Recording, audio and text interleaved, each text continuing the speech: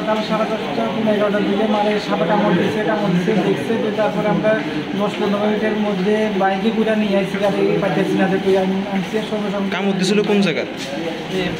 বাম পায়ে এইখানে ঘোরাতে একটা কামড় দিছে। কি করতে লাগছিল তাই না তখন? তাই নিয়ে তো খেলার তো দায়িত্ব লাগছে আর কি, খেলার তো দায়িত্ব লাগছে আর তো কামড় দিছে আর এটা পা দিয়ে ফালাই দিছে আর কি, এখানে ছাঙ্গার দিয়ে পড়ছে।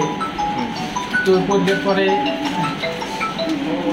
তো এরপরে তুই বাবা আছে সঙ্গে সঙ্গে পাচ্ছে, এবার তাকে পুজা বান্ধা দিছে, বান দিছে। তো এরপরে বাড়িতে আইসে লগে বাইকে করে হসপিটালে আনছি, হসপিটালে নিয়ে সময় এখানে ইঞ্জেকশন দিল। তো ডাক্তারবাবু অনেকক্ষণ যত অবজারভেশন দেখে এরপরে পাঠাইছে তো আমার মা আসে। এখন এই আমাদের বিলোনিয়া সাব ডিভিশন হসপিটালে মিলন দেবনাথ 60 বছর বয়স গ্রীষ্মমুখ সিএসসি থেকে একটা পেশেন্টকে রেফার করা হয়েছে মিলন দেবনাথ নামে। তো আমাদের হাসপাতালে যখন এসছে তখনই উনি অলরেডি নেই, মারা গেছে।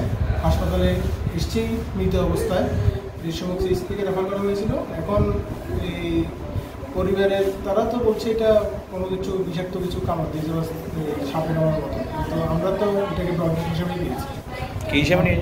ব্রড ডেট মানে মৃত অবস্থাতে পেয়েছি এই হসপিটালে। আর আমরা এখন পুলিশ ইনফরমেশন